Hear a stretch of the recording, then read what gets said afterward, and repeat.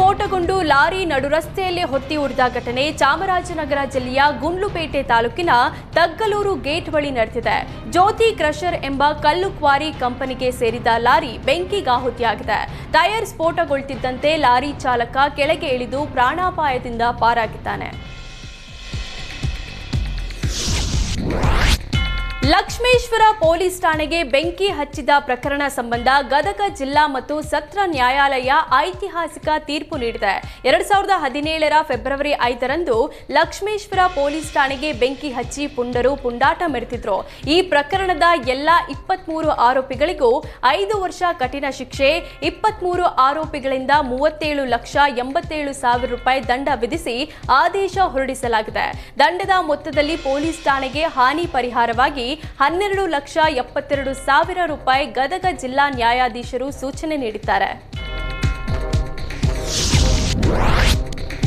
ವಿಜಯಪುರ ಮಹಾನಗರ ಪಾಲಿಕೆಯ 35 ಸದಸ್ಯರನ್ನ ಅನರ್ಹಗೊಳಿಸಿ ಬೆಳಗಾವಿ ಪ್ರಾದೇಶಿಕ ಆಯುಕ್ತರು ಆದೇಶ ಹೊರಡಿಸಿದ್ದಾರೆ.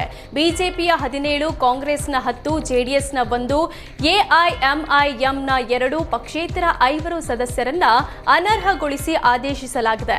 ವಿಜಯಪುರ ಪಾಲಿಕೆಯ ಸದಸ್ಯರು ಕಾನೂನು ಪ್ರಕಾರ ಆಸ್ತಿ ಘೋಷಣಾ ಪತ್ರ ಸಲ್ಲಿಕೆ ಮಾಡಿರಲಿಲ್ಲ. ಹೀಗಾಗಿ ಕ್ರಮ ಕೈಗೊಳ್ಳುವಂತೆ ಹೈಕೋರ್ಟ್ ಏಕಸದಸ್ಯ ಪೀಠ ಸೂಚನೆ ನೀಡಿತ್ತು. ಹೈಕೋರ್ಟ್ ಆದೇಶದ ಬೆನ್ನಲ್ಲೇ ವಿಜಯಪುರ ಪಾಲಿಕೆಯ 35 ಸದಸ್ಯರನ್ನ ಅನರ್ಹಗೊಳಿಸಿ ಆದೇಶಿಸಲಾಗಿದೆ. ಇನ್ನು ಹೈಕೋರ್ಟ್ ಏಕಸದಸ್ಯ ಪೀಠದ ಆದೇಶ ಪ್ರಶ್ನಿಸಿ ಅನರ್ಹ ಸದಸ್ಯರು ಮೇಲ್ಮನವಿ ಸಲ್ಲಿಸಲು ಮುಂದಾಗಿದ್ದಾರೆ.